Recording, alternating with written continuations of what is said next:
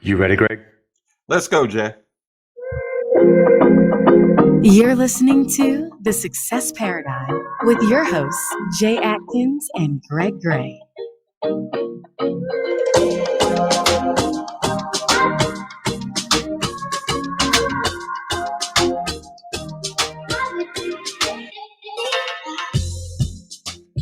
All right. Welcome. That's Success Paradigm. Good to see you guys back again. And wow, we almost had to wait to get the build up to have this guy that we have on here today, Matt Larson. Wow. We've been talking a little bit in advance of the podcast, and you guys are in for a wild ride today and some really good information. So I'm going to do the intro here, Matt. This is the more formal part of this. So I'm calling you Matt. I guess I can call you Matt. That's cool. That's what I go by. Yeah, for sure. Awesome. All right. So Matt Larson is a full-time real estate investor with over 14 years of experience.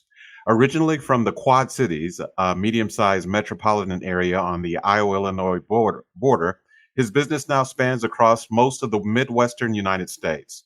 Starting his career working as a low-paid machinist who supplied parts to companies like John Deere, he has transformed into an internationally renowned authority on investment real estate with over 4,000 completed real estate transactions under his belt.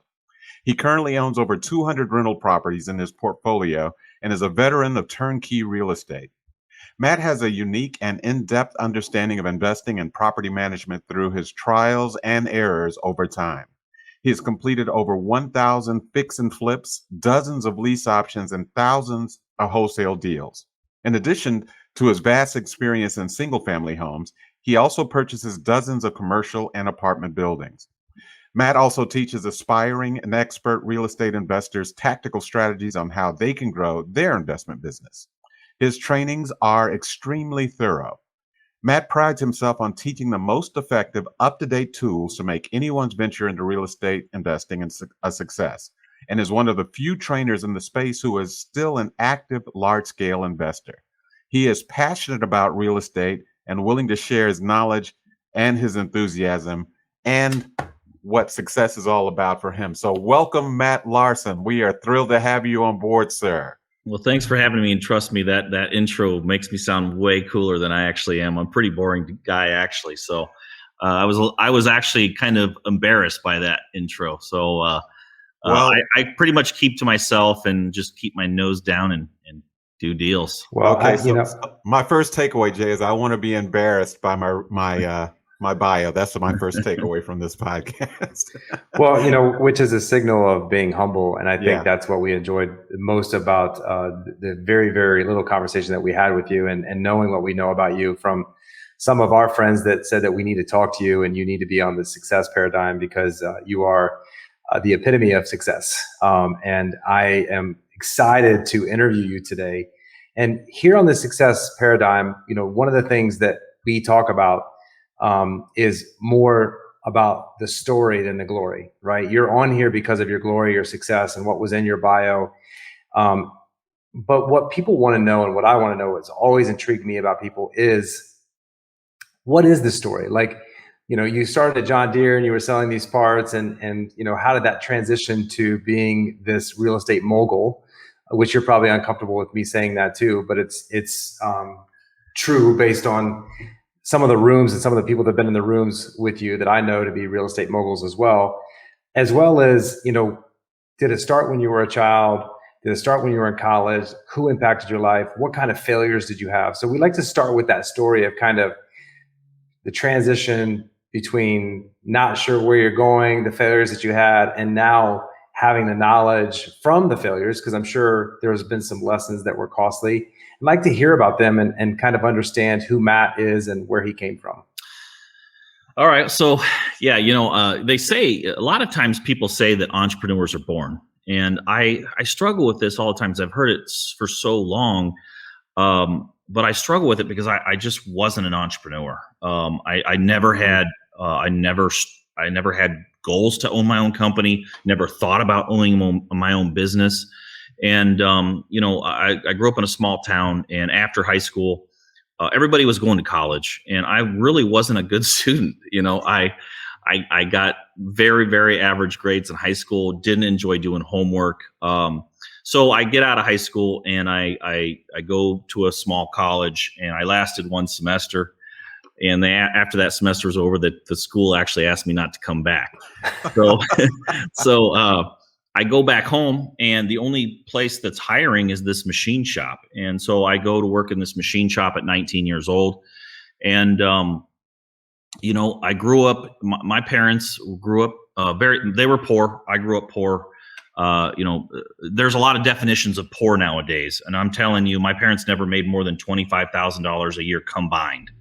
And, we went through phases of being on food stamps, constantly getting our power shut off, constantly getting, our phones shut off back before cell phones were a thing, landlines, that's what I grew up on. And I was in this machine shop, and my dad always taught me, if you want to make more money, you work more hours.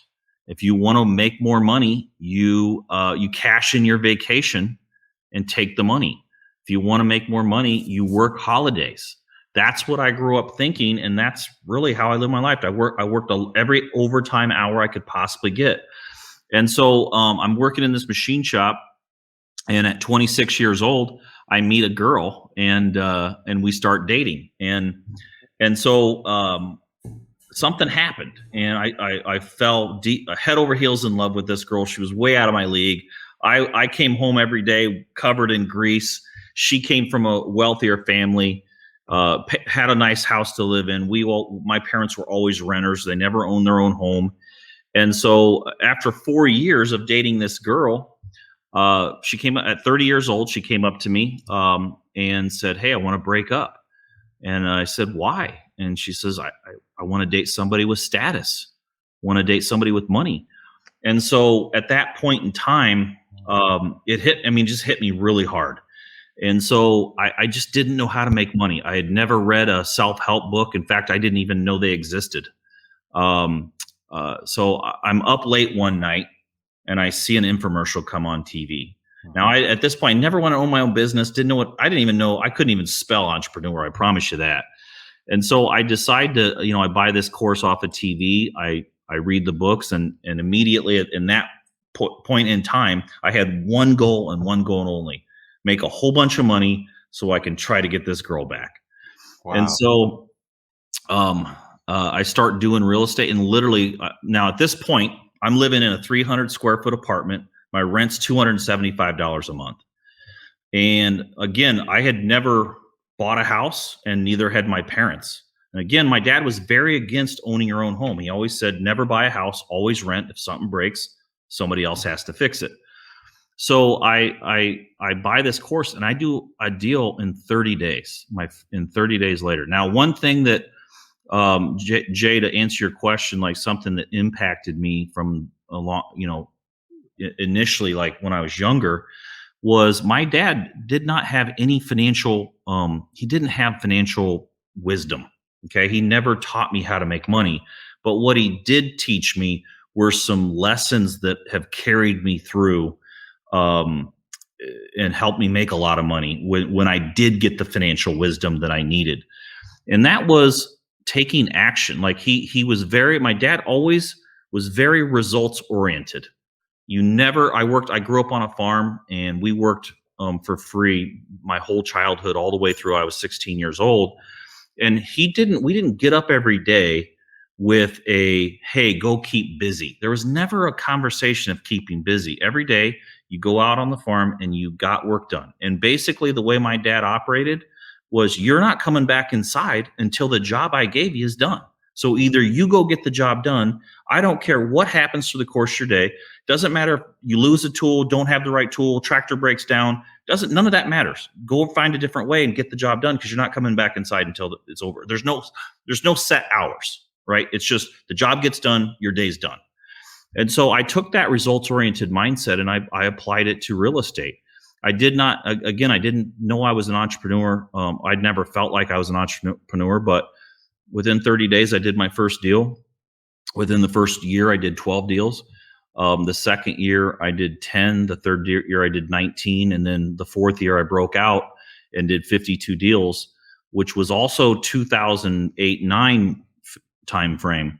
And so that's really why a girl. So I just remember, this is 15 years ago, and I just remember that burning. Hey, Matt, can I stop you real quick? Because some people that are listening might not know that 2008 and 2009 was the financial housing crisis, and I just want to make sure that people understand that was at the time your best year in business during when everyone else was having a crisis, or a lot of people were having a crisis, that you seized the season. So I think, that's key in what you just said that people need to listen to, because right now, as we talked about before this, it might be that season, or that season might be coming again. So, when you're thinking about getting into this, it could be your best year that you've ever had in whatever business you're in, but especially real estate. For sure. Yeah, no, we don't know when the day or time will come when the next downturn hits, but it's going to happen. It always does. And so, so I did my very first deal November 10th, 2005. And I set a goal that day to be completely out of my job within 3 years, which puts me at November 10th, 2008. Now, when I set that goal in 2005, we had no idea that in 2008, the world would be coming to the end, the worst financial crisis since the history of time began, since the Depression at least, and real estate would be in a free fall. Hundreds of thousands and millions of people being laid off. And I remember I was getting close. So I made the mistake. One thing I did that I don't recommend people do unless you want to get a lot of eyeballs on you and you want to get literally criticized. I told everybody my goal. It didn't matter if I was in line to get a Subway sandwich. Hey, my name's Matt, and in November of 2008, I'm quitting my job and I'm retiring and just doing real estate. And I told everybody that. And there were times when people ridiculed me, but I had one friend that believed in me, and it was the market was crashing. This was like in August or so of 2008, and he called me up. And he said, hey, I just wanted to follow up with you. You told me a couple years ago that 2008, November, was your last day and you're leaving your job and you're going to do real estate full time. I'm just calling to make sure that that's still on your plan. And I was nervous because I was scared because of everything that was happening. I had built a portfolio of houses at this point, not very big. I had about $5,000 a month in positive cash flow at this time. But he was the one guy that I thought, I can't not do it. So November 7th, 2008, I called my boss and said, hey, today's my last day. I actually said, I'll give you 2 weeks notice, but I'd prefer to get today to be my last day. So I hit my goal 3 days early. And the cool thing was I was so afraid, so scared of everything that was happening. Even though I was confident, I had deals. I was doing deals. I was still scared because it was a scary time. And so, but the crazy thing is, by 2008, I had a portfolio of about 30 houses.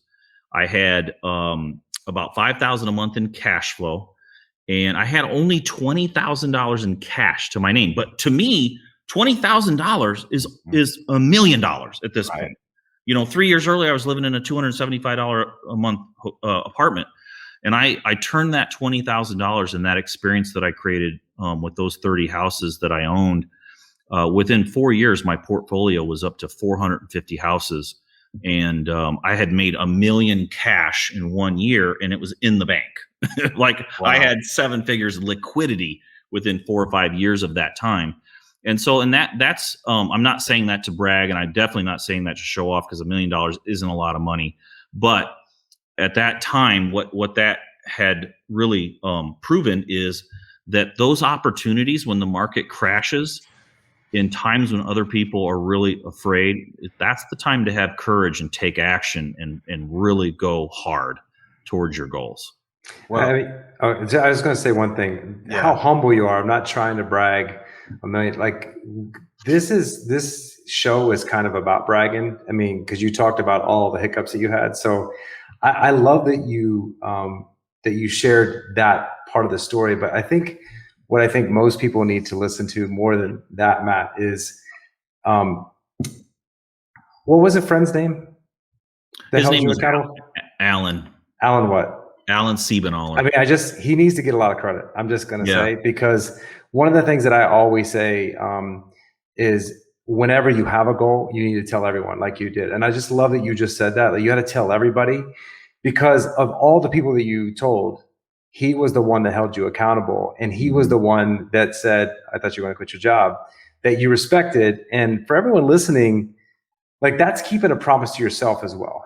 And I just love that he did that, because we wouldn't be talking to you today probably about real estate if he wouldn't have said, I thought you said you were going to do this. And Right. you were bold enough to say, you know what? You're right. I did say that, and I'm going to do it. So just be a man of your word, especially to yourself. And I think that's going to be the best story I hear today, because that gave me chills when you said he actually did that. And if you're a friend listening and someone tells you something, hold them accountable.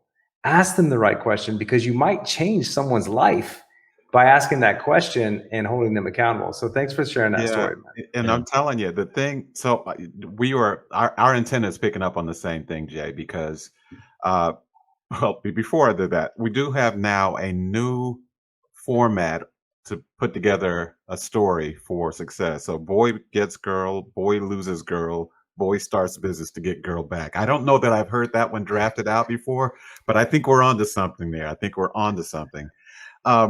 You were talking about telling the whole world your goal, and we talk about that. In fact, there's we've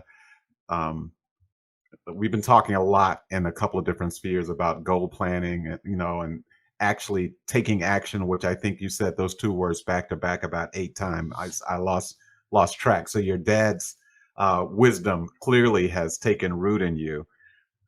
One of the things that I like about what you said, that's a little on the other side of the coin, is that when you start telling people what you're going to do, you also get a clearer idea of where your real alliances are as well.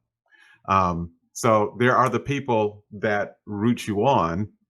They are not that's usually a smaller group than you anticipate. I know that's what happened for me when I made my first big move into entrepreneurship. By the way, I still can't spell it. Thank God for spell check. Yeah. But when you make that bold proclamation about your life, the number of people that you expect to high five you typically is much smaller than you anticipated. I mean, because you make other people afraid when you make bold proclamations. So it's great to be able to identify where your allies are, but it can be a little bit of a helpful cautionary tale to know where not to lean as well. Now, if you're like most people that are successful, they're the people that laughed and then they stop laughing and then they get on board a little later, and that's fine too. But in the formative, in the moments where you kind of put your foot down and say, this is going to be it, there's a thinning of the herd that people need to hear that happens. And that's not a bad thing. That is actually a very good thing. So good Totally for true. you. Yeah. And I lost a lot of good buddies along the way. When my income, massively expanded, I couldn't have any conversation, just maybe 4 or 5 years prior to that, we'd be sitting around having a beer talking about how we got a 50-cent an hour raise that year. And a few years later, I can't even have that conversation anymore. I have my own company and my buddy's telling me about, hey, I just got $1 an hour raise. And I'm thinking, I probably just made more in last week than you made in the year, but I can't have that conversation with him. He'll get up and walk out of the room. Right. So it just got to the point where we had nothing in common anymore. And so I lost a lot of good buddies along the way that I kind of just drifted apart, but it was better, it's better. I can't hold myself back because they don't want to step up with me. There you go. Many, many times those same people, I tried to get into real estate, and they just didn't, whatever their internal mindset was, maybe they had, something locked in their brain where they just didn't feel they could do it. But from the time I read the first book on real estate, I was so naive. I believed every word I read, and maybe it's because I've never read a book before that time that was a success-based book or personal development or business. I just believed every word. It was kind of weird. I couldn't understand why I was telling other people about it, how they didn't buy in. I was baffled. Honestly, I can remember it like it's yesterday. I don't understand why you don't get in. Well, I don't know whether it was, there could have been some measure of naivete in there, but I think it served you well because, we talked to a lot of folks and Will Smith talks about this quite a bit. There wasn't a plan B. Mm-mm. There was one plan, and that plan is I'm going to be successful at this, and that was it. And so all cannons point in that direction. And it can sometimes sting a little bit because you want to, when you're talking about trying to mentor or teach or kind of bring some folks along with you, in some cases it's disappointing, but it also hurts a little bit. You're like, dude, come on. I'm trying to, here it is right there. But Yep. everybody can't go with you. And Mhm. that is just one of the things that you really have to come to terms with as you ascend toward the success that you are looking for. So a lot of takeaways in that. But there's a lot of good people that you meet that you never would have met. Absolutely. Yeah. Hey, we always say you make room on the bus, Mhm. some people get off, other people get on, and the good Yep. people can't get on if there are no seats. Right. So that's good stuff. Yeah. Very good stuff. Um, so I got to drill down a little bit on this taking action thing because Okay. in a brief conversation just before we got on, you spoke very highly of someone, and you said the thing that because you're very busy people don't have tons of time. Mhm. Successful people, especially, don't have a lot of time with people who are not serious people. Uh, and you made the comment that, I could tell in a few moments that this guy was the real deal, action taker, somebody. So, what is it that you see in someone that maybe uh, is part of who you are that gives you that your antenna goes up and says, this is what it looks like. This is what it sounds like. Well, I don't want to be in the business of learning and just to gather knowledge, right? And I look for the same thing with people that I teach. Like, listen, I can teach you stuff that will blow your mind, but do you want to just store it in your brain or do you want to implement? One of the hardest things in business, it doesn't matter which business it is, I can imagine, but it's implementation, right? It's how hard is it to implement what you're learning? And most of the time, the best trainers on the planet can take the most complex subjects and break it down pretty easy into a few steps. So when I train somebody how to do real estate, I'm breaking it down in very easy to follow steps. And so I'm looking for people that once I give them some things to do, hey, let's talk next week. And the only thing we're going to talk about next week is what you did with the first things that I told you to do. If somebody can implement fast, then they're going to be successful. I mean, it's a recipe, right? So that's the thing I look for. And so where most people struggle, what I've discovered over teaching a lot of people how to do real estate is where most people struggle is the implementation piece. They learn it. They know it. They could repeat it to you. They know the information, but when it comes to just putting it in action, something goes wrong in cases. And so a lot of it is time management. Like if when I'm teaching people, I try to first, when I teach them something, that after I teach it, I then break down, okay, now how are you going to fit this in? You're already busy. Like before I showed up to help you, did you have extra hours in your day last week that you just didn't have anything to do? Like I'm just sitting around, nothing to do. Like, no, everybody's busy. Mm-hmm. If you talk to, like I'll use my current girlfriend, for example. If you ask her if she's busy, she's going to tell you she's busy. She's got more to do than she can handle, but she only works 6 or 8 hours a week. Right. And that's just, I don't know why she even does that. She just kind of helps me a little bit on side. But if you ask her, she's busy. Right. You don't have any time. So if you find somebody that wants to learn real estate or anything else, After I teach you the steps, tell me how you're going to implement. What are you giving up? You got a full bookshelf. What book's coming off? For me, it was, I had to get rid of my hobbies. Now, I told myself that I'm only getting rid of these hobbies for a short period of time. Because once I buy all my time back, I'm going back and doing all this. Not now, when I do those hobbies, I'm buying the best stuff along with it. So, but you have to give up something because you're already busy. If you like fishing, guess what? You want to build a business? You don't like fishing for a while. If you like bowling, guess what? You ain't gonna be bowling. But you can have it all back times 10. And so it's a short-term deal. Now, it took me 3 years. Now, I the way I teach people now, it doesn't take that long. But you have to have a plan on what you're going to do, the time management plan on how you're going to do it. Because the other thing too is, a lot of times if somebody does build a little time into their schedule, they absorb it into other stupid stuff like that, just total time waster stuff, social media. You can burn an hour. You can burn an hour without even thinking twice. And let me tell you, you can get a lot done in an hour if you're focused. So that's the biggest thing I've learned and noticed. Okay. So Matt, did you get the girl back, by the way? I'm sorry. It's just never saw her again. Okay. Never saw her again. I was hoping that there was going to be an end of a love story. No. So let me ask you, from what I'm hearing and from what I know and conversations that I've had with people through you, not that I'm a stalker. I promise I haven't been stalking you or anything like that. He does.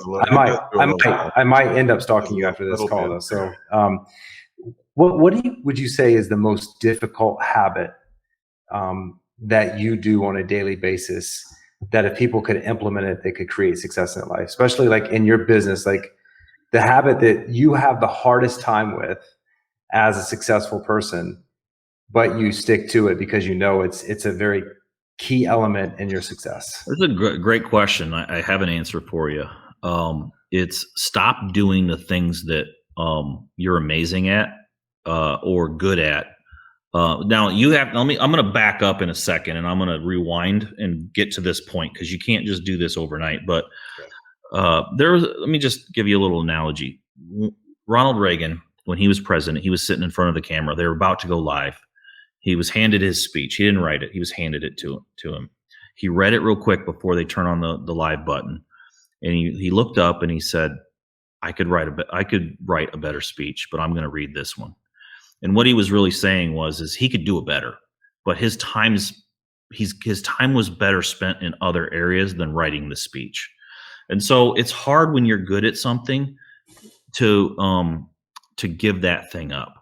But if you want total freedom is empowering others to do things that you're good at and help them become amazing at them. Now, let me back up with that because you can't just do that. Can you say that one more time? Because if I had a mic, I would drop it right now. Oh wait, I do have a mic, but I can't drop it. True. I don't know exactly what I said because I'm just speaking from the heart. You said empower others.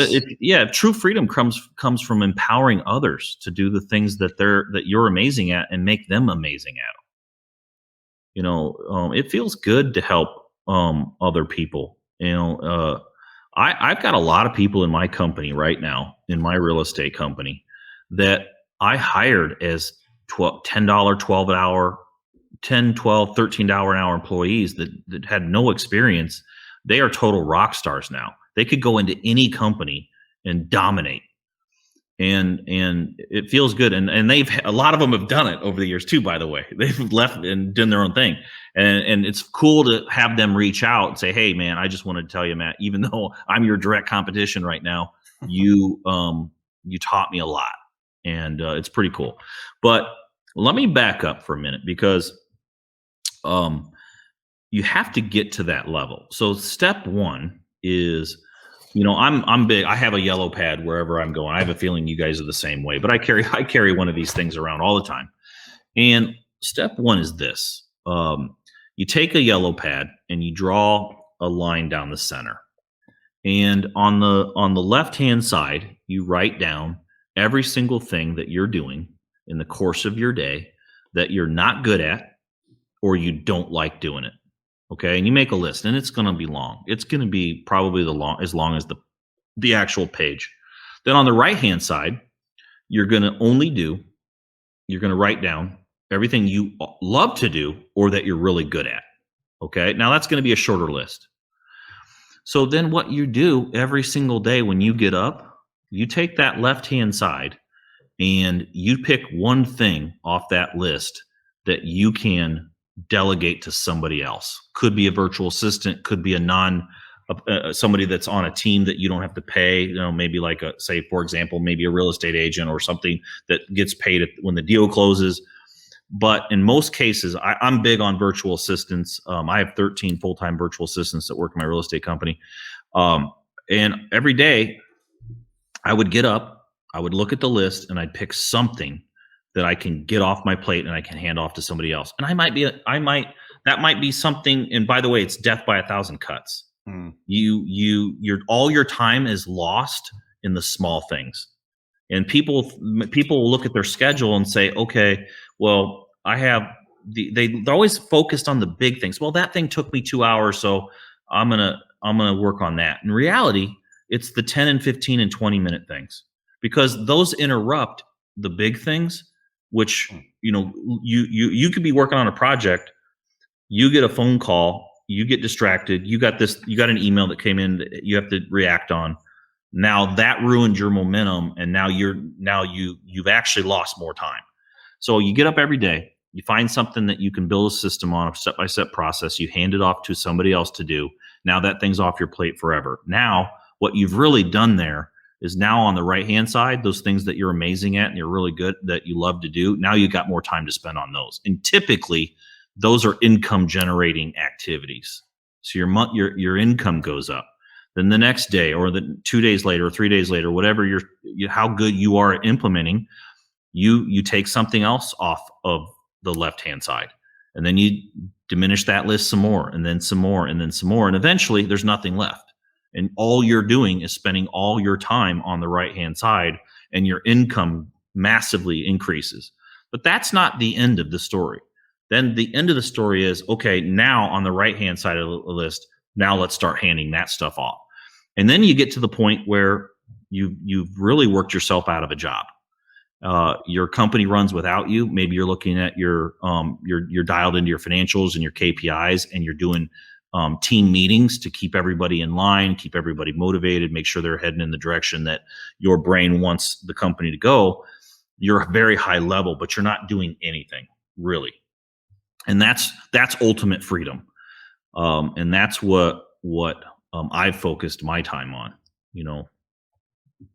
So I'm assuming, I'm certainly hoping that people just were taking notes as furiously and I and Jay were doing just then, because as a tactical strategy, that is one of the simplest, clearest things I have heard in a really long time. In fact, I don't know about you, Jay, but I was mentally on that left side of the list, and I already picked something from the list. While you were talking, I was like, yep, that's one thing right there.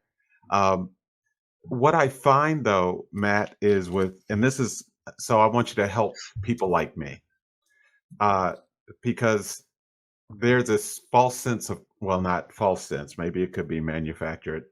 I'm giving up too much control.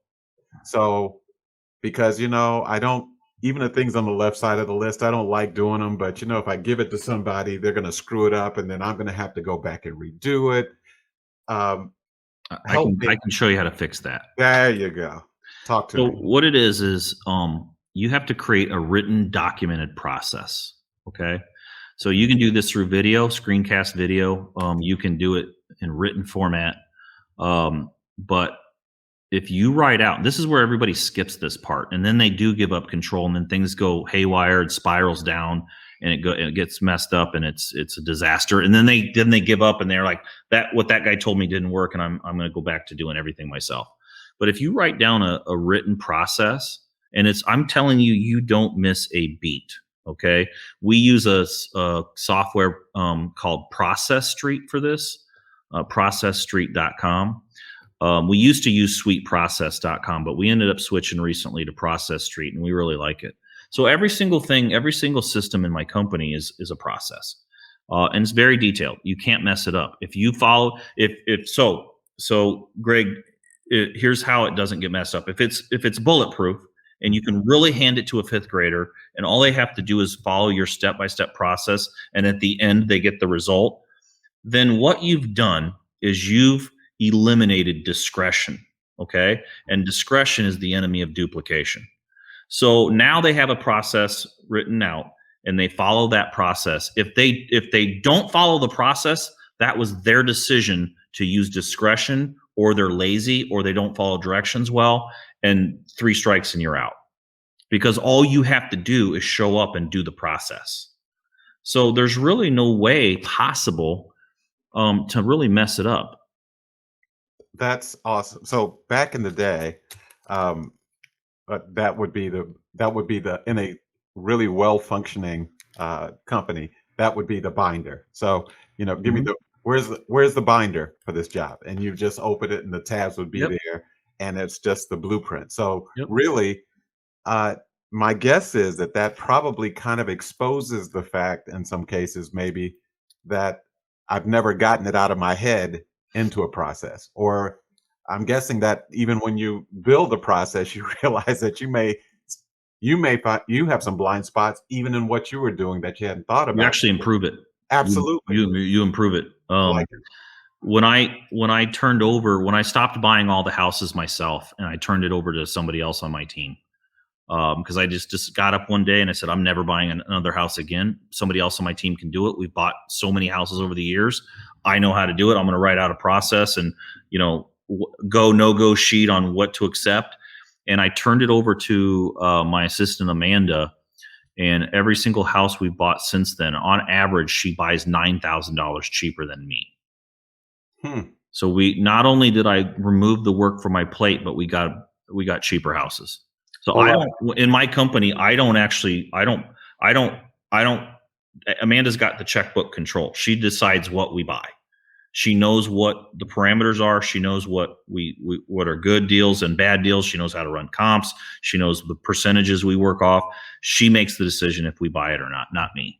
I just want to make sure Lola, because that's my assistant, I just want to make sure she's listening, paying attention. Lola, we need to do like $11,000 less than I would pay for it. Just not to be competitive, but just we need to go to 11,000. You want to know what's crazy too? At the same time, when I turned over dispositions on the other side and stopped doing that and stopped selling all my houses to all my friends that bought houses, or my repeat buyers that always buying, and I stepped away and turned the process of dispositioning a property over to somebody else on my team, I also sold the house between 5,000 and 7,000 more. Right. Yeah. Sometimes we just got to get out of the way. Yeah. We're in the way. Like you've built. What's happened is you've gotten really good at a path, and that path now. Imagine wagon wheels into a dirt road. The ruts are so deep that it's hard to pull out of them, right? But once you can get yourself out of that and you get out of that same rut, you don't realize the habits that you've built in the subconscious things that's going on in your mind. No different than if you're a professional golfer and you've got that swing. You don't have to think about the swing. You just swing the club. The same thing that happens with us professional investors. We're swinging the club. The problem is we've learned the wrong technique. And we need to adjust that technique in order to really not only get your time, but make more money.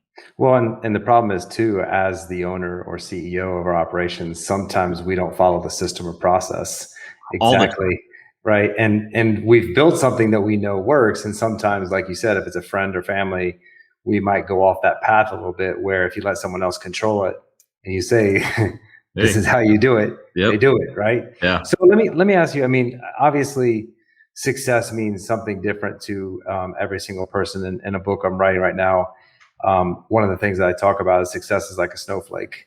It's different for everybody, right? Your definition of success and my definition of success when it comes to money, time with family, the things that I want out of my life are different. And I don't think anybody should compare their success to someone else's, right? Because we all have our own definition. And I think that definition changes. Sometimes it changes. It could change on a monthly basis, a quarterly basis, a year basis, 5-year basis. But today, as it stands, your definition today, what does success mean for you? Like, what's your definition of success today? You're 100% right when you say things change. Because when I was 30 years old, I wanted to, drive a Lamborghini, fly on private jets, order $10,000 bottle service, buy a Rolex a week. That's all changed. Now I had all that fun and did all that thing, but I don't need to drive a Lamborghini anymore. It's not that exciting to me. I didn't like getting in and out of the thing. It was hard for me to get in and out of it.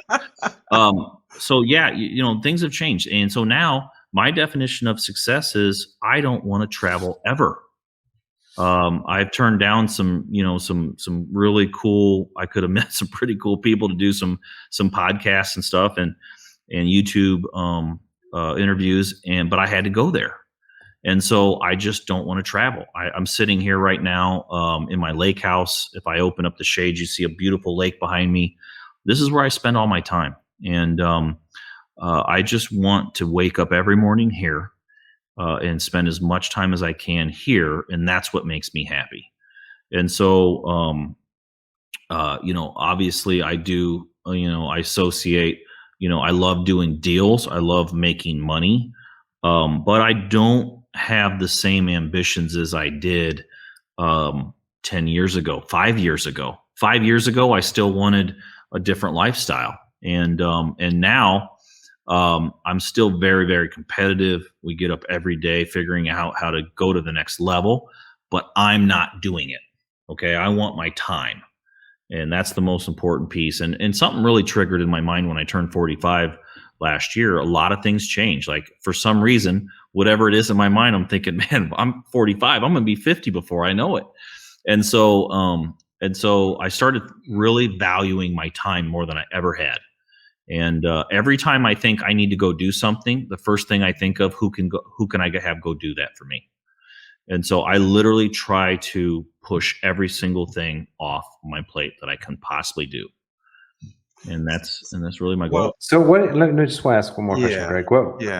What do you like to do? Like, what are your hobbies? That's what I was going to ask. That's exactly. Freedom to do what? That's where I was going. Yeah. So I have a small kind of a group of friends. A lot of them are here most of the time. Like they come here on the weekends and usually stay a little bit longer. So I like hanging with them. Stay longer than you would like them to? We like to go boating. What's that? Stay longer than you would like them to, or stay? No, they can stay as long as they want. They can move in, and I'm happy. In fact, some of them have their own bedrooms here at my house. But I like spending time with friends. When you're with people that you love and care about, it does not matter what you're doing with them.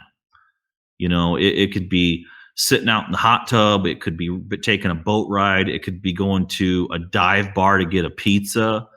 It could be having, bourbon on the rocks, sitting on the deck. It doesn't really matter. I just like hanging with my friends and having my free time. I'm very big on, but I also like quiet time. I read a lot of books. I love learning. And I love hanging with other successful people. So in the rare chance that I do travel, most of the time it's to go travel with a mastermind group or with other high-level, high-performing entrepreneurs. So other than that, I really don't like to leave. And I'm intrigued. And why do you not like to travel? Why? Yeah. What is it that you don't like about traveling? It takes time out of I don't know. I just don't like it. And I really don't like it even more now. Did you travel a lot before, or? I traveled a lot in my 30s. Okay. 30s and early 40s. And I mean, I was always on a plane every weekend, going to Vegas all the time, going to Miami, going to, California, Arizona. I mean, I traveled a lot.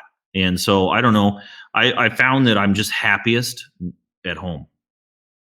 So I want to pick up on that because sometimes, and for a lot of people that are listening, so sometimes circumstances will change how much you do some things. Other times sometimes the universe brings it to you. Sometimes you take it to the universe. But I know that, for example, I have a couple of really good friends, one that not that far away, whose calendar almost moment by moment every day is filled. And there's a sense of fulfillment with Mm. the fact that I'm getting, I got stuff to do. I mean, it's just I got stuff to do. Hmm. And but there is a balance though between uh if and because I don't think that's a bad thing if that's your sweet spot. So, for example, your sweet spot is not doing that, and Mhm. I think that's the point of the what Jay was talking about with the snowflake, is that whatever it is, you should be very clear about it, and kind of marshal all the resources in that direction. So, Mhm. uh, COVID actually changed a lot of that for me. So I probably put almost 3 million miles in the air over the course Mm. of about 26 years or so. I mean, there was not the longest period of time without me getting on a plane was like 6 weeks maybe, Mm. the last 25 years. Well, Mm. I've gotten on a plane 3 times in the last 12 months. And what you realize is that, you know what, that this actually is a life. There is a life that because I used to feel if I wasn't traveling, that something was wrong. Like it was like I was out of kilter. And I actually love traveling. I think a lot of people, when they're in the middle of it, if you're staying in nice places, eating decent food, hanging out with I mean, it's I wasn't at the, no shade here, but I wasn't staying at the Motel 6 when I was Yeah, traveling. for sure.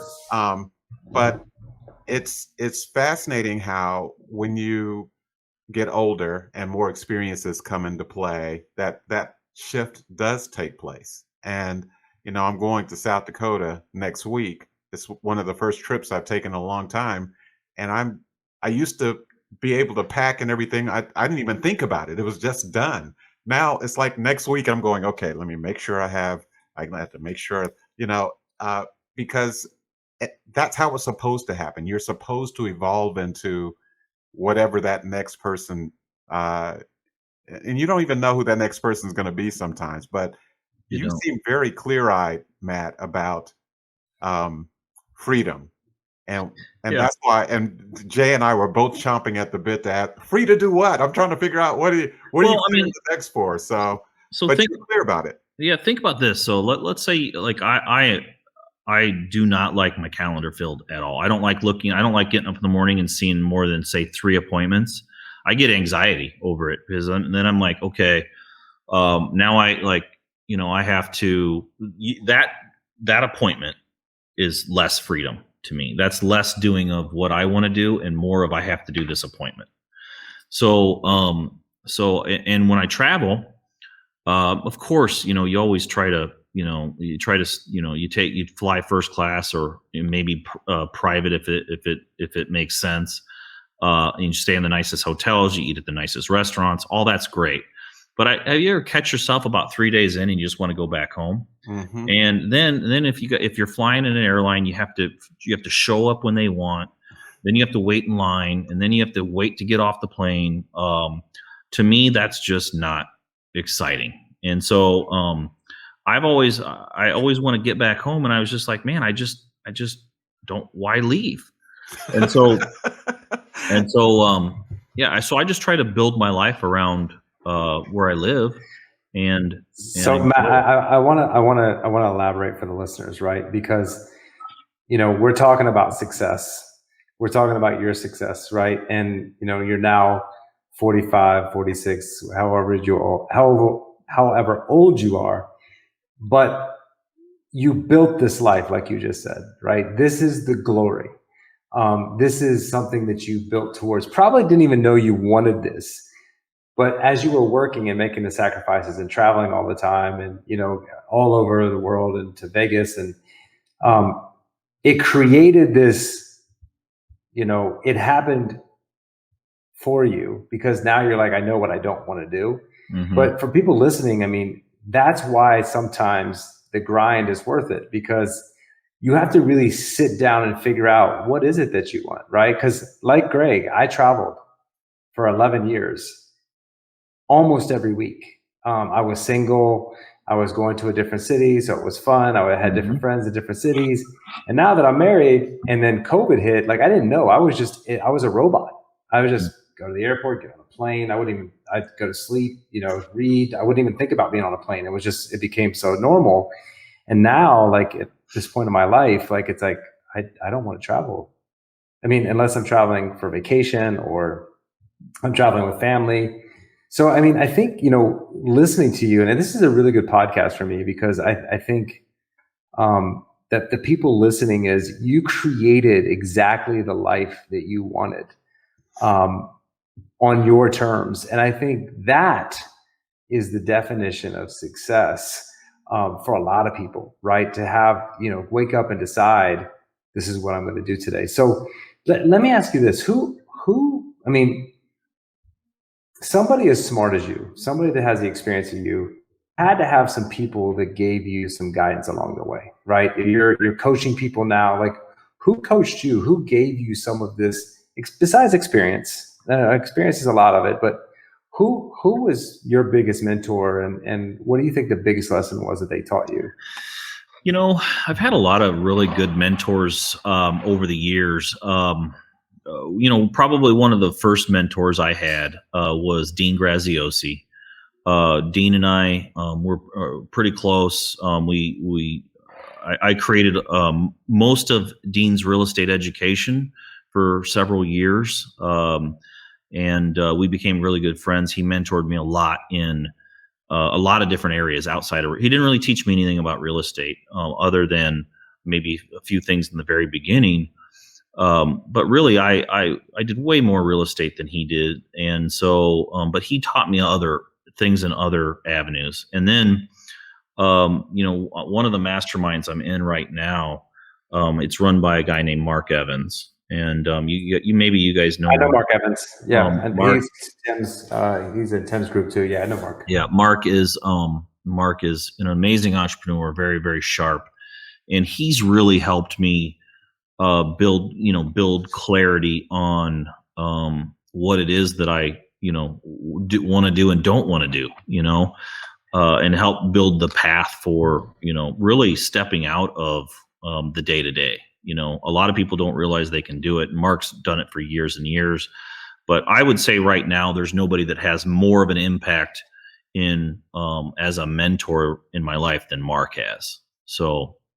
And what's the biggest thing that he taught you is just controlling your life or living the life that you want? Would you say that would be? I would say he's really sharp. So Mark wrote a book called Magician versus Mule. It's a great book, but in that book, really the theme behind it is you can have. So a lot of people think that the choices are either or, right? Hey, I can. This or that. I can make a lot of money over here, but I have to, I have to work a lot of hours. In reality, you can have and both, right? You can have both. You can make a lot of money and not work a lot of hours. And I think it takes I told you guys in the beginning of the show that my dad was very big on working a lot of hours. And that's a hard thing as you grow up and all you hear for years and years and years, especially at a young age, that if you want to make money, you have to work a lot of hours. And I went through a phase of guilt where I would be an entrepreneur. I'm making a lot of money and I'm looking at the clock saying, I can't stop working until 5 o'clock today because I feel weird about, I need to keep working. It was some weird thing going in my mind that I felt guilty if I made money without working a lot. And Mark helped me overcome that. That was some of the conversations that we had. And so I'm excited for some of the things that Mark has taught me is there, in addition to all that stuff, is there's just lots and lots of, there's lots and lots of sources of income. There's businesses that you can create around things you love to do. that's been probably a couple of big influences. But I also got to spend a little time with Tony Robbins. I actually coached Tony. I actually taught him for 3 days, teaching him. He wanted to learn real estate. He wanted to learn how to fix and flip single family homes and do that type of thing for his students. So I got to spend 3 days coaching him. But in the process, you're around Tony Robbins, so you get to learn. A lot of stuff, how he thinks too, and that was a pretty cool experience. But yeah. So I mean, and then after that, it's like you want to pick a mentor, you can just figure out a book that they've written and go read it. I mean, that's that early on when I couldn't afford to, pay $35,000 a year or whatever for a mastermind. I'd find a book and dive in, for 10, $20, so, and you learn a lot that way too. So, well, this is, I just keep hearing in my mind these boxes being checked. Well, I mean, what you just said was really golden, because a lot of times we will talk to people. I know I've talked to people. Jay has too as well. They're, how do I find a mentor? Well, if it's so simple that if you can't get to them, most of these folks have probably written a book, or they have a podcast, or they have some series of YouTube videos. You can get social access media. to people. Yes, Yeah. you can get access to them. And I also want to tell you, that I proved to you that I'm listening, Matt, because it tickled me a little bit when you were talking about getting up, and that you have some anxiety sometimes if there's too many things on your schedule. And what I immediately pictured Matt Larson doing was writing those things on the left side of that legal pad and going, okay, who can go to this meeting? Yeah. So that I don't have to go to this meeting, because it's that practical. I mean, Yeah. as soon as you see it, as soon as a pattern starts evolving, it's like, okay, this is becoming a thing. I don't like doing this thing. Okay, so who can I get to do this thing? And so I can just see how you can just use that. It's just such an easy go-to and it's such an easy concept to think through. Yeah, and a lot of us entrepreneurs, I don't know if it's like we develop some kind of inner arrogance that that we think we're the best at stuff. Just because we've made millions of dollars, whatever, we get biased a little bit. We think that we're all that. And what really happens when you start looking around and you start finding really talented people, that if you teach them how to do some of the stuff that you're doing, they're going to be better at it than you. It's just we have too many things going on. We can't spend, like a professional golfer, he's swinging that club every single weekend for decades. If we did only that and did one thing in our business, but dang it, man, we got all these other things to do. We can't be amazing at everything. And once you discover that you're not as good as what you think you are, but you're really good at helping other people become really good, then if you can just focus your time on that, you'll just find out. One, it's humbling, because I have people on my team way better, way smarter than me at doing some things in the business. If I went head to head, they would crush me. But the cool thing is I taught them how to do that. And I was a good enough leader to build them so that they could be amazing. They did the rest. They had to do the work, and they had to develop those skills. Yeah, but they're, it's pretty cool. Yeah. And I think it's the ego, right? Yeah. I mean, we like, what you would want is them to be better than you. But then to say that, it's like, you're better than me, like, but like, I want people to be better than me, because if you're better than me, then I don't have to do it. Right. And I mean, there's a lot of people on my team way better than me at most things that I do. And I'm thankful, because I don't have to worry about it. And I think that's great advice, is let's make people better. But then, what people worry about is, well, then they'll just go do it themselves. Well, I want the best for everyone. So if you go do it for yourself, then I'm going to celebrate the fact that you're going to go do it, and then I'll help you. And then I'll train somebody else, because like you said, the key is you got to have a system, right? If you have a system that I can teach a fifth grader to do it, that means the next person I bring in, I'm going to teach you how to do this in 90 days, and you're going to become as good at it or better than me. Because again, we, we think we're better than we are. So we do it half butt, and we don't really want to do it anyway. So then we do it even worse. But someone that's getting paid, they do it because that's how we train them. So I think that's great. So I know you're, one of the things that is important to most people in life is our legacy. And, you're building a legacy right now. And, I know the things that are important to you in your life right now, I think is a legacy in its own, to teach people that you can have a life that you want to live. But if you were going to leave a legacy and you knew that something was going to happen to you tomorrow, so this is kind of a morbid thought. If you knew something was going to happen to you tomorrow, and they said you need to write down 3 things that you want to be known for, that you want to give people a piece of advice and say, if you live by these 3 things, you're going to have one of the best lives ever. What would your 3 things be as far as you would want your legacy connected to? I would, or known for? One for sure is do what you love to do. Figure out what you love to do and figure out how to make money from it so that you can be doing it all the time and get paid for it. That'd be 1. 2 is spend time with the people that you want to be around because it will be the last day is coming for all of us, right? You might as well build some memories along the way. And 3 would be, I would say share what you know with people without the scarcity mindset that it could cost you. So it feels good to empower people, and I like to create rock stars. I like, and it just changes. It changes lives. It changes kids' lives.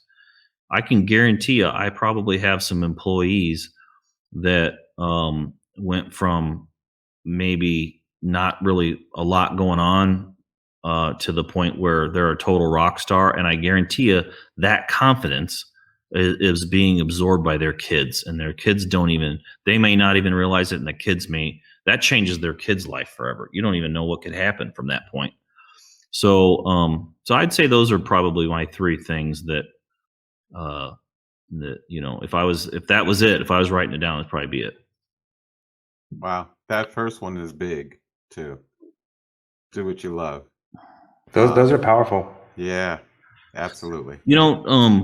Notice 2 of them were probably time related, because that's where that's where I think all the money's at.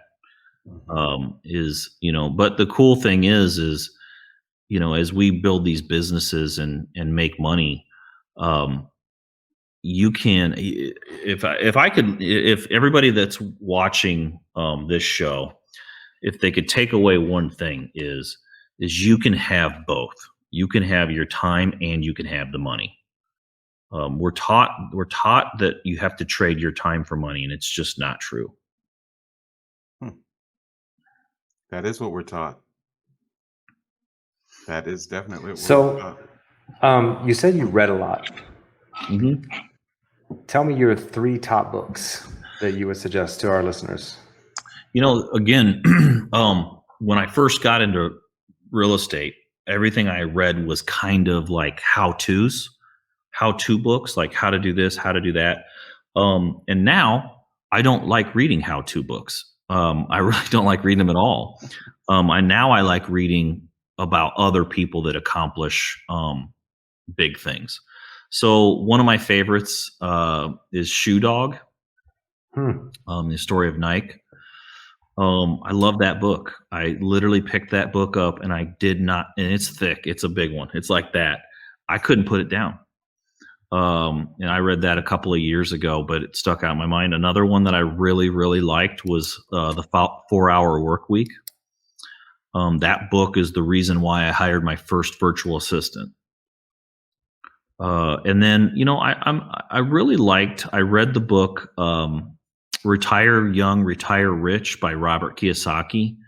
a long, long time ago. I stumbled across the book at a Barnes and Noble, and I was like, "What the heck is this?" And I started reading it, and it was really good. I liked that one too. Now I could keep going. Like there's so many good books out there, but off the top of my head, those three books had a pretty big impact on me. Like that's what I like to know. And then who have you learned from personally or followed closely in the last year on social media or YouTube, Instagram, Facebook? Like who are you following and it's kind of changing and impacting your life, or you like their message? Well, again, it's probably Mark Evans. Okay. I've been in Mark Evans' mastermind. And again, he's a friend of mine now. We communicate all the time, but I've known him for a couple of years, and I really, really enjoy his thoughts, his thought process. So awesome. Well, we might have to have you help us get him on the podcast. Absolutely. He's a good one. Yeah, I met him at one of Tim's events. He's a great guy. I had dinner with him. He always wears a little white golfer's hat. Yeah. Yep. Great. He's a great guy. Really enjoyed his company. So is there anything that you left out? Is there anything that our listeners need to know about Matt Larson, or any steps that you would suggest if they're on the fence of thinking that they should or they shouldn't take a risk? What would you like to leave our listeners with? Let me just tell you. So maybe one last thing would be, if you treat your business like you treated your job, you would be really successful. Because every day at your job, if you don't show up and you don't work hard, you get fired. But most people start a business and they don't treat it very well. They don't show up, or they show up inconsistently. And then when they do work, they're doing busy BS work that they don't need to be doing instead of income generating activities. So my advice to people starting a business is immediately out of the gate, I would do this exact thing. If I was starting over, I would hire a virtual assistant, and then that left side of the paper that you have all the things that you don't want to do or you're not good at them, I would start handing stuff off to a virtual assistant to do. One virtual assistant working part-time will buy about 30 hours a week of your time back. Now that virtual assistant will cost you probably $240 for the week. So my time, 30 hours for $240, that's an easy trade. Wow. So you just triggered something, and Jay normally does a wrap up here, so I'm kind of pulling an audible a little bit, because you were talking about treating your business like you treat your job, and somehow I think there's some connectivity to that, and also doing what you love as a business, as opposed to doing something that you think you can just make money at, but it's not where your heart lies. Because if you love it, you'll probably be there early and be there late and forget how much time has gone by, because it's just, you're just swimming in the ocean that you love swimming in. So what I took from that, before I flip it back over to the note taker, General Jay, is that if you're going to be an entrepreneur, if that is where you're going with this, don't chase it. Don't chase something that just looks like it's going to increase your bank account if you don't have some passion or heart in that direction, because it's hard. Your mind will tell you to quit. Your heart will tell you to keep going, but your mind will, you'll rationalize yourself into a lot of wasted time and half-assed effort, quite frankly, as well. Let me just add something to that, though. Okay. Sometimes there's a love for parts of the work, parts of the business, but a hate for some. For example, if you get into real estate investing and somebody says, "Hey, man, the best way to get deals is cold calling," and you get on that phone and you're scared to death and you're terrible at cold calling, you say, real estate investing is not for me. I didn't enjoy a seller cussing at me because I called them. then you might quit. But in reality is if you like real estate, but you don't like cold calling, then just get somebody else to do the cold Just get calling. somebody. There you go. So just do the pieces that you love. Right. Like it's a la carte. I'm going to start this business. I like doing those three things. I'm just going to do that a la carte. Everybody else, I'll get somebody else to do the other stuff. That's outstanding. Matt, this was a lot of fun, man. You dropped a lot of knowledge today. And actually, it was a lot of different success tips than we've gotten in the past. And it's very timely for me personally. I would like to extend this conversation. Maybe I'll travel to Indiana and get on a plane and come see you so that you don't have to come see me. But I would definitely like to continue this relationship. You're definitely a forward thinker, and I really appreciate you sharing your knowledge with our listeners. We just had someone comment that says, "Thanks, guys. This was unexpected, informational, motivating meeting." And then they just said they just tuned in, but first thing they heard was investing in a virtual assistant. So I'm going to do the ingredients for your success, and it's very, very clear to me why you've had the success and also why you're living the life of your dreams, like a lot of people would love to live. First of all, entrepreneurs are not born, because you were not born an entrepreneur. You need financial wisdom. You need to take action, and you need to always find a way. You need to have a result-oriented mindset. Tell everyone what you're going to accomplish. Give them permission to hold you accountable. Implementation is important in execution, especially if it's fast. Time management is the key to success. Sacrifice hobbies temporarily. Stop doing the things you're great at, which I love. I mean, it's just so counterintuitive to what people think. Small things interrupt the big things. Empower others to do the things you are amazing at, which again is counterintuitive to me until you broke it down very, very simply for all of us to understand, which I will try to regurgitate and reiterate what you said, is you want to take a piece of paper, and on the left side, you want to write down the things you are not good at or that you don't even want to do. And on the right side, you want to write the things you are good at. The income producing activities normally should be on the right side. And then you want to take the left, and every day or every week, take those things and assign them and get someone to do those things for you. And then even on the right side, ultimately, what you want to do is teach people to take the things that you're good at so that you can free up time and you can empower those people. Document all of your processes so there's no room for error. And you can use processstreet.com.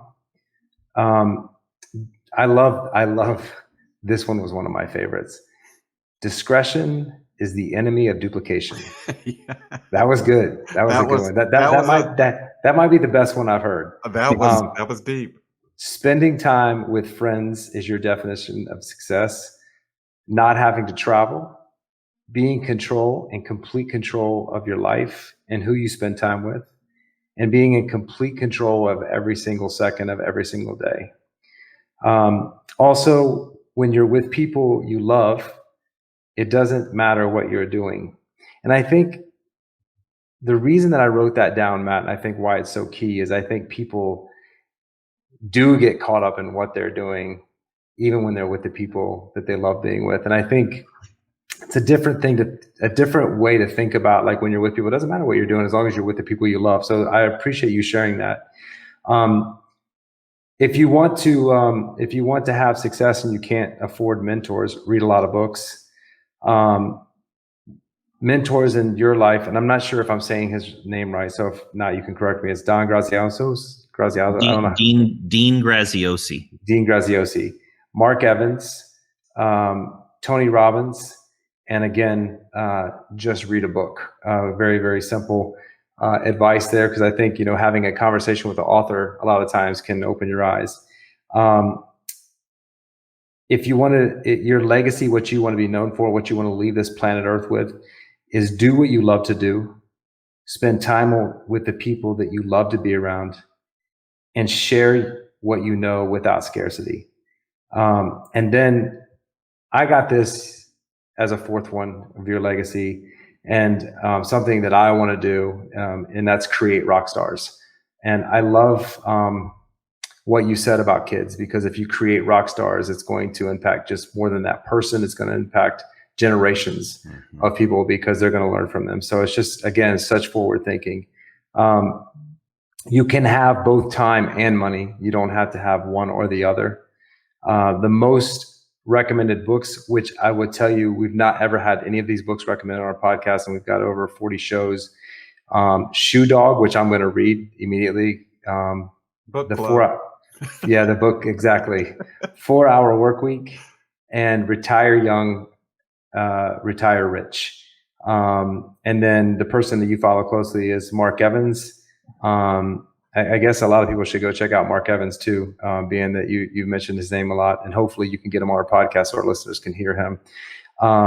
And the last thing that you said, if you're starting a business and you treat the business like it's your job, you're going to have success. And that, my friends, is Matt Larson's ingredients for success. And I think that's a lot. And so the reason we write this down too, I wanted to get your permission. Greg and I are actually writing a book together called The Success Paradigm, where we're using a lot of the information from our guests. And so would you be okay if we quoted you with some of these nuggets and mic drops that you shared with us today? Yeah, awesome. For sure. Yep. We appreciate your time, man. I know time is very, very important to you. So I'm not sure. I hope this did not give you anxiety today when you woke up, because because I know Lola sent me a text this morning. It was like, I haven't heard from him. Okay, his virtual assistant just followed up with me. So I was like, there you go. So what he speaks is true, because Lola was like, yeah, because he handed over to his virtual assistant and he got on this podcast. So we appreciate your time, man. You were, you know what I love about you, Matt, is that you're just so matter of fact, man. Yes, absolutely. You know, like, here it is. Here's the ingredients. Take it for what you will. Like, and I've learned that from Chris Draper about you, man. So you're very well respected by a lot of people, man. And I appreciate you sharing everything you did today, man. Well, I tell you, I had a lot of fun being here. It was fun hanging with you guys. Awesome, man. I look forward to getting to know you better too, my friend. Likewise. All You're right. gonna come down to my lake house one of these days. I will. I'll get on a plane, I promise. But you have to come down to my boat, even though we'll go out on the water in Miami. So well, you might thanks, my friend. My arm on that. All right. All right. Thanks, guys. Thank you.